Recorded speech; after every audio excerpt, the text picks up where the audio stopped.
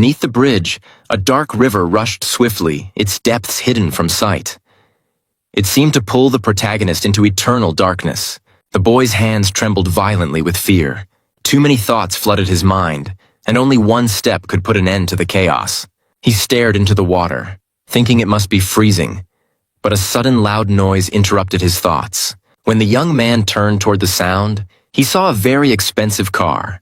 He couldn't understand how such a luxury vehicle had ended up here. Right before his eyes, the driver lost control and crashed into the bridge. The boy quickly ran to the car, shouting loudly in an attempt to wake the driver. No one responded to his cries, so he decided to break the car window. But before he could, the car door suddenly swung open with such force that it knocked him backward. A man stepped out, more concerned about the car's damage than anything else. He feared his brother would kill him if he found out about the accident. The protagonist looked at the driver and thought he seemed quite tall, but barely 20 years old. Maybe he was just a kid who had taken his older brother's car for a joyride. The driver approached him, shouting, demanding to know what he was doing on the bridge so late at night, dressed entirely in black like the angel of death. Because of him, the driver had crashed. The protagonist snapped back that the driver had no right to speak that way to his elders. But the driver just looked at him in surprise and replied that he was actually 25. The man thought the driver looked much younger and couldn't understand why he would steal his brother's car. Outraged, the driver shouted that the car was his. His mother had given it to him as a gift for passing his final exam. The protagonist couldn't believe someone would receive such an expensive car just for passing exams. Panic returned to the driver as he muttered that his brother would surely kill him when he found out. The man asked if the car was insured, but the boy didn't know. The protagonist examined the damage and realized it would cost far more than just a few thousand. The crash had been serious. The young man answered that he didn't care about the repair costs. His brother had forbidden him from driving until next year, so if he found out, he was done for. Listening carefully to the boy's complaints, the man realized that money wasn't an issue for him. He was probably from a wealthy family. The protagonist sat down and unexpectedly started laughing. The young man thought he was being laughed at and grew angry, but the protagonist was simply curious. Why had the boy chosen to crash into the bridge instead of just running him over? Only then did the young man understand why the man had come to the bridge so late at night. The protagonist glanced at the railing and thought his lifeless body should have been lying there instead. He told the boy he was fine and should call for help instead. He had things to do. The boy was furious that the man was just walking away from the accident. The man looked up at the sky, thinking he had come here to end his life. But for that, one needed courage. Something he lacked. The young man caught up to him and offered him money to lie to his brother. The next day at work, the protagonist realized he was sick. No wonder. He had spent the entire night standing in the winter rain. His boss pestered him all day, so he finally packed up his things and went home with a fever. The red-haired man sat in the bus, wondering how much longer his miserable life would drag on and when it would finally end.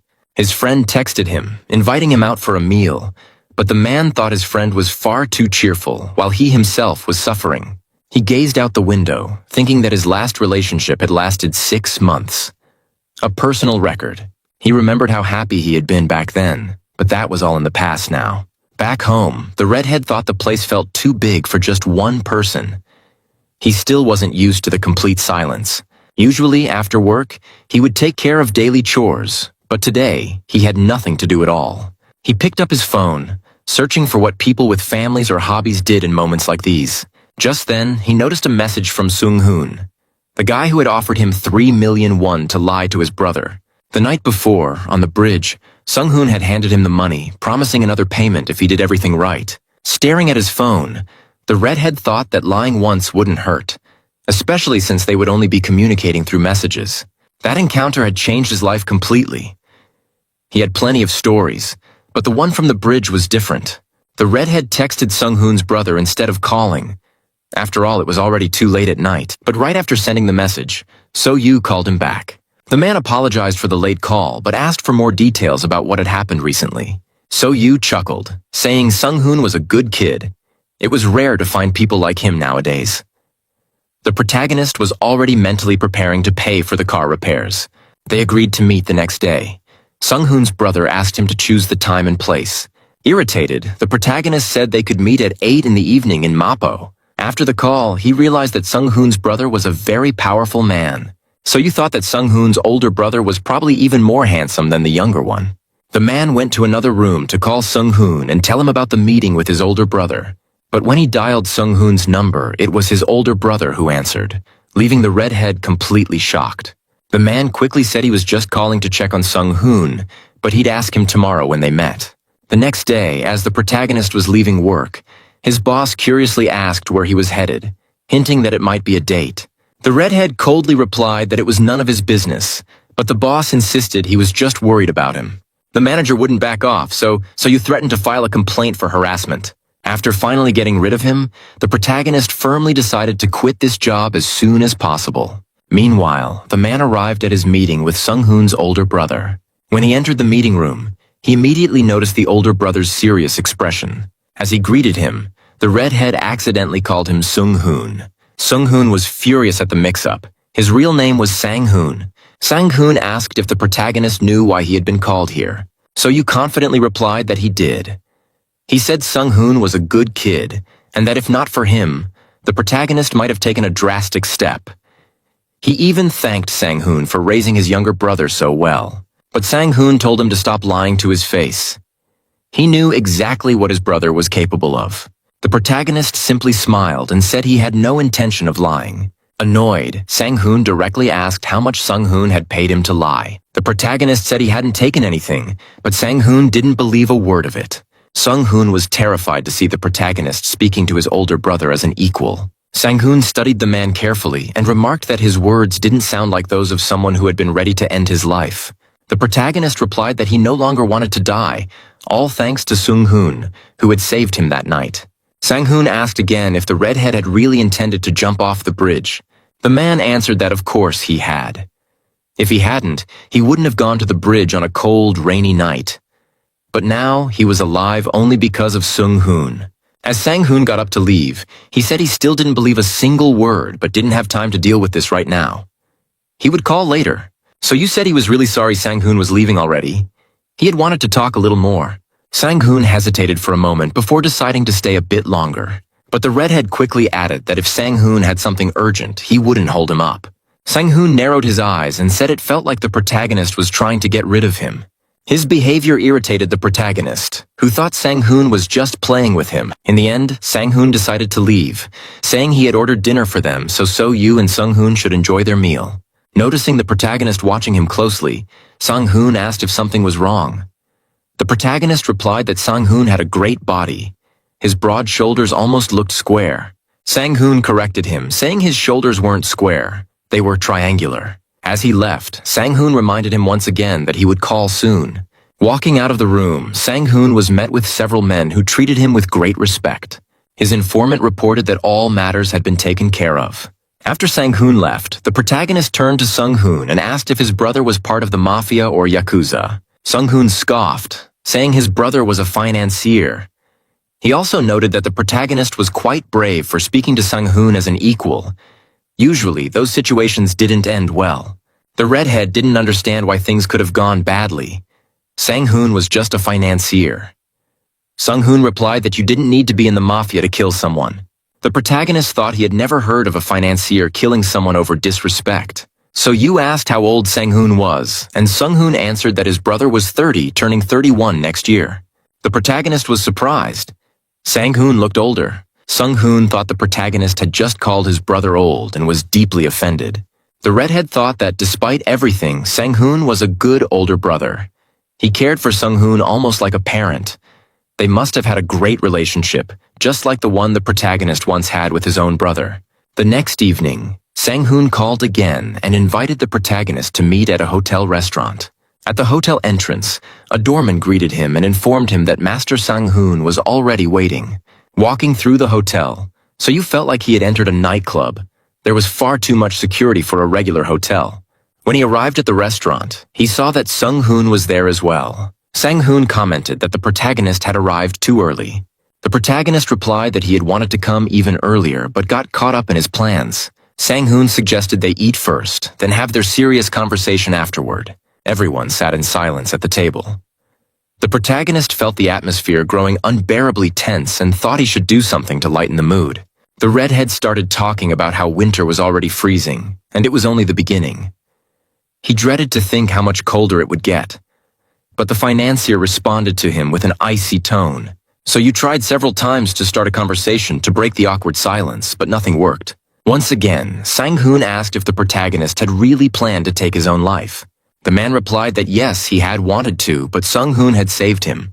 Sang-hoon then asked sarcastically if the protagonist always had such trouble with names and if he even remembered his. So you hesitantly took a guess at Sang-hoon's name. When he got it wrong again, Sang-hoon burst into laughter. Even the financier struggled to hide a smile. The redhead grew irritated, thinking the brothers were just mocking him for not remembering their names. The financier slid a business card across the table. The protagonist was stunned. It belonged to a highly influential company. Was Sang-hoon really a financier at such a powerful firm?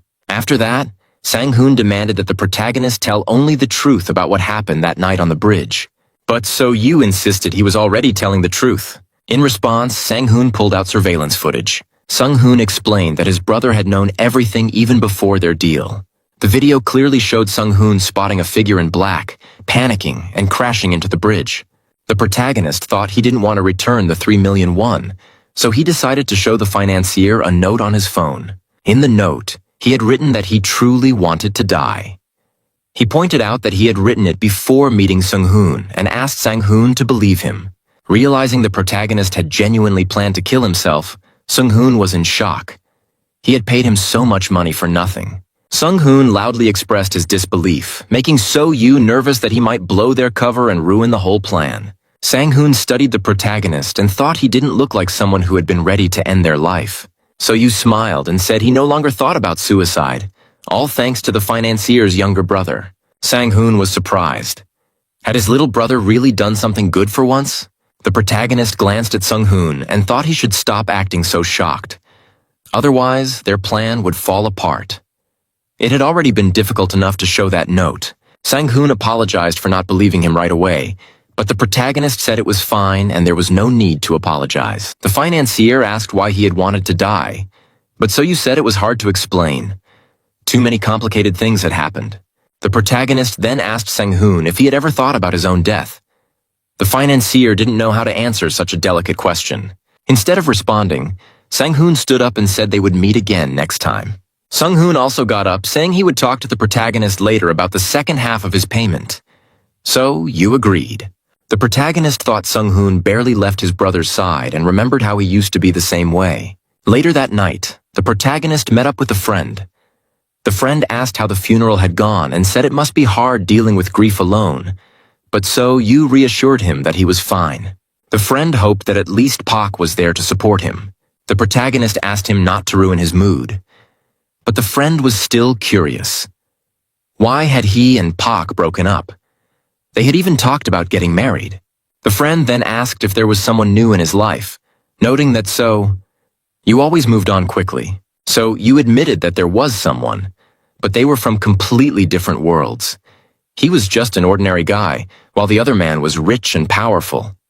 It would never work. The friend was surprised. Was it really that hard to at least sleep with him? It's not like they had to date. The protagonist said even that was impossible. They were just too different. So Yu envied his friend, who easily found happiness in relationships. But the friend just shrugged and said he was simply lucky. Nothing could be done about it. In the middle of their conversation, someone called the protagonist, forcing him to answer. At first, So Yu didn't recognize the caller. It was Sang-hoon, saying he wanted to give him the rest of the money they had agreed on. He asked if he could pay in cash. So Yu agreed, and without another word, Sang-hoon hung up. The protagonist grew irritated, thinking this habit must run in the family. The next day, the protagonist sat in a restaurant, thinking it was the perfect place for a large cash handoff. As soon as Sang-hoon walked in, he started yelling, demanding to know why the protagonist had arrived 10 minutes early. But So Yu just shrugged, saying money didn't like to wait, and told him to hurry up and hand it over. Sang-hoon thought the man was a total scumbag. The protagonist was thrilled. Soon he would have 30 million won, which was equivalent to 2 months of his salary. But instead of cash, Sang-hoon placed a watch in front of him. So Yu was stunned. Where was his envelope of money? Sung-hoon explained that he had no cash because his older brother had blocked all his credit cards. The protagonist was deeply disappointed. Sung-hoon tried to justify himself, saying that his brother had praised him for his good deed, but had frozen all his accounts as punishment for taking the car without permission and crashing it. So you asked if Sung-hoon seriously expected to settle his debt with a watch. The boy insisted that the watch was practically new and from a very famous brand, making it worth over 100 million won. Sung-hoon was about to leave but warned the protagonist that security was nearby, advising him to exit 5 or even 10 minutes later. As he left, Sung-hoon told him they would see each other again, but So you didn't understand why they needed to meet again. Meanwhile, the protagonist wondered what to do with the watch. Was he supposed to wear it like a bracelet? A few minutes later, Sang-hoon unexpectedly entered the room, remarking that it had been a while since they last saw each other. The protagonist was surprised to see Sung-hoon's older brother appear so suddenly. So you greeted him, saying he hadn't expected to run into the financier in a place like this. He reminded himself to stay calm and not show any nerves. Sang-hoon stated that their meeting wasn't a coincidence. The financier said he had seen a similar watch before. The protagonist casually replied that it was a popular, well-known brand, which was why he had decided to buy it. But Sang-hoon frowned and asked how long he and his younger brother planned to keep lying to him. Sang-hoon claimed that Sung-hoon had probably created another big mess and had enlisted the protagonist's help to avoid serious consequences. And since he was offered a large sum of money, he couldn't refuse. So, you reminded him that he had already shown him the note he had written before attempting suicide. But Sang-hoon responded that he had plenty of similar notes at home. Besides, Sang-hoon added, the protagonist didn't look like someone who wanted to die. Unless there was more proof, he believed this whole situation had been a scheme planned by his younger brother and the protagonist. So you fell silent, and Sang-hoon took that as confirmation, wondering where his brother had found such a beggar. But the protagonist shot back that the financier knew nothing about him, and revealed that the day of the accident had been the anniversary of his older brother's death. He continued. He had once had a family, but they had all died in an accident when he was a child. His parents had died instantly, and his older brother had passed away a week later in the hospital. The day of the accident had been his brother's death anniversary, which was why he had wanted to end his life. If not for Sung-hoon, he would have died that night. The financier asked why he hadn't done it last year or the year before. Why now? So you replied that he hadn't wanted to live longer than his older brother, who had died at 27. Now that he was 27 himself, he felt guilty for surviving longer. Sang-hoon was surprised to learn that So-yu was 27. The protagonist said he had told him everything so he could leave now. Sang-hoon hesitated, admitting that the protagonist's words had almost convinced him. Almost. For a brief moment, he had actually believed he wanted to die. The protagonist was furious. Did Sang-hoon think that people who wanted to die had to walk around looking miserable and complaining? People could laugh even when they were hurting inside. Sang-hoon responded that the protagonist did seem like someone who hid his pain behind a smile, which was why he found it hard to believe he truly wanted to die. So you shouted that he could even show him a doctor's note diagnosing him with severe depression, which had made him consider suicide more than once. Sang-hoon looked at him and asked if he still wanted to die. The protagonist said yes. This wasn't his first attempt, which was why it was true that the financier's younger brother had saved his life. So you suggested ending the conversation peacefully, offering to return Sung-hoon's watch so they could all move on. He thought about how he hated revisiting the past. His mood always soured when he remembered the hand that had once pulled him out of the water. With cold eyes, So you simply took off the watch and placed it on the table in front of the financier. Sang-hoon silently stared at him. After a brief pause, the financier said the watch should stay with him as an apology for all the trouble caused. So you agreed and said their conversation could end there. Sang-hoon left the room, while the protagonist thought about how the financier had dug up his most painful memories. As they stepped outside, Sang-hoon noticed the protagonist's flushed face and asked if he was sick. So you assured him he was fine, told him to go home, and asked him to say hi to his younger brother. Sang-hoon offered to drive him home, but So-yu declined, saying he had an appointment. As he got into a taxi, he thought about how life had come full circle. He wished he could marry a wealthy person and build a beautiful family. His thoughts were interrupted by a call from his uncle. Answering, the protagonist asked him to speak quickly. He didn't have much time. His uncle proposed a meeting, mentioning that he knew a wealthy alpha. The protagonist asked how old the man was. The uncle replied that he was 45, and the protagonist asked where they were supposed to meet. So you only went on these dates because all the alphas his uncle found were rich, and he wanted to marry a millionaire. He thought that maybe these methods could help him find happiness. After dealing with Sang-hoon and Sung-hoon, he felt completely drained, as if he had been through 9 circles of pain. Just as he was about to fall asleep, his phone rang. So you glanced at the screen to see who was calling. It was Sung-hoon, panicking and asking if he had sold the watch. The protagonist replied that he hadn't. Sung-hoon urgently told him to check the back of the watch. There should be an engraving. The protagonist reached for the watch to see if there really was something written on it. As soon as the protagonist took a closer look at the watch, he noticed an engraving in English. Happy 17th birthday. So you was shocked. How could the boy give away a gift from his own mother so easily? Sung-hoon asked him to return the watch because his father wanted to see it. It turned out that ever since Sung-hoon's mother had left, their father had been collecting anything that reminded him of her. Understanding the situation, so you asked when he should return it.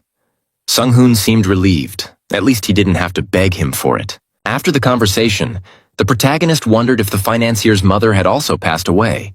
Maybe that painful loss was the reason Sang-hoon had shown no sympathy toward him. So, you had lost his entire family at once, while the financier had only lost his mother. He wondered if Sang-hoon had suffered as much as he did now. The next day, the protagonist went to return the watch. He wanted to get it over with quickly and go home. He wasn't feeling well. Even after taking medicine, his headache was unbearable. A bodyguard approached him and asked him to follow. When he was taken to a hotel, so you realized that it wasn't Sung-hoon who had come to meet him. It was his older brother. Entering the room, he saw Sang-hoon, who casually asked if he had already eaten. The protagonist walked to the table and replied that he hadn't. The financier offered him a salmon dish, saying he remembered how much he had liked it last time. The protagonist was surprised that Sang-hoon had remembered his preferences. Sang-hoon also mentioned that dinner was on him. The protagonist couldn't refuse such generosity. But suddenly Sang-hoon smiled broadly. So you noticed his smile and immediately grew irritated. Just then, Sang-hoon simply bid farewell to Director Kang and removed an earpiece from his ear. The protagonist felt utterly humiliated. Sang-hoon teased him, asking if he really liked salmon that much. So Yu snapped back, telling him to forget that stupid conversation. After that, Sang-hoon ordered his staff to bring the salmon dish and dismissed all the security guards from the hotel. The guards were stunned. It was the first time they had seen their boss smile. The protagonist asked where the financier's younger brother was and why Sang-hoon had come instead. Sang-hoon replied that his brother was at home. He had angered their father and was being punished. The protagonist figured it was because of the watch. Feeling guilty, he pulled it out and began apologizing, saying he hadn't known it was a gift from Sung-hoon's mother. The financier also took out an envelope that Sung-hoon had given him. The protagonist peeked inside, assuming it contained some kind of vouchers, since Sung-hoon had previously said he didn't have cash. As soon as Sung-hoon took the watch, he threw it away without hesitation. So Yu was shocked and told him to treat the gift more carefully. It was something left behind by his late mother. Sang-hoon frowned, asking if he had really just said that. What exactly did he mean by late mother? The protagonist explained that over the phone, Sung-hoon had told him their mother had left, and their father had started collecting her belongings. But the financier clarified that their mother had only gone on a 1-week trip to Germany with her old university friends. Their father, unable to cope with her absence, had started hoarding her things. Upon hearing this, the protagonist turned bright red with embarrassment. Sang-hoon pulled out a bottle of fine wine and offered him a drink. As soon as the protagonist started drinking, he told himself not to get drunk. But that didn't help. Sang-hoon refilled his glass. The protagonist thought he shouldn't drink too much, or he might start another stupid conversation. After another glass of wine, the protagonist suddenly asked Sang-hoon if he was in a relationship or if there was anyone he loved. The financier coldly replied, no. Sang-hoon then asked if the protagonist had someone special. So Yu, feeling dejected, admitted that he was completely alone. Everyone else had someone, but he had no one. He had tried many times to start relationships, but they never lasted, no matter how well he treated his partners. As they talked, the protagonist dozed off, and Sang-hoon tried to wake him. The financier looked at him and thought he must be incredibly lonely. Tears welled up in So Yu's eyes. Everyone else had family or lovers, but he was completely alone. When the protagonist woke up, he felt terrible, and before he could stop himself, he did something very unpleasant. Security burst into the room, angrily saying that the protagonist had behaved disrespectfully and should be punished. But the financier stopped them, saying there was no need. For now. The next morning, So-Yu woke up feeling weak. His body barely responded to him. After a moment of reflection, he remembered that he had gotten extremely drunk the night before, which explained why his memories were foggy. But as soon as fragments of the night started coming back to him, he wanted to die of embarrassment all over again. The protagonist began recalling the previous night, how he had begged the financier to stay with him. But the financier had no intention of staying with a drunk man. The protagonist noticed that his clothes had been neatly folded and remembered just how much he had drunk last night. So-Yu felt deeply ashamed. He couldn't even imagine how he would face Sang-hoon now. He decided he needed to leave the hotel as soon as possible to avoid running into the financier. But the moment he opened the door, he was met by 2 bodyguards. One of them immediately asked where he was going. The protagonist casually replied that he needed to go to the store. But the guards assured him there was no need to leave. They would bring him whatever he needed. So-Yu insisted that he had to go himself. He was shocked to learn that the boss had ordered them not to let anyone leave the room. Despite this, So-Yu was determined to go, but the guards were already waiting by the hotel entrance. The moment he opened the door, the 2 bodyguards started chasing him, but So-Yu ran out quickly. As soon as he got into a car, the driver asked if everything was okay. So-Yu, out of breath, replied that he was in a hurry and told him to drive fast. The bodyguards failed to catch him. The driver, curious, asked if he was a celebrity, but So-Yu quickly denied it. However, the driver just laughed and said he was probably just too shy to admit his own fame.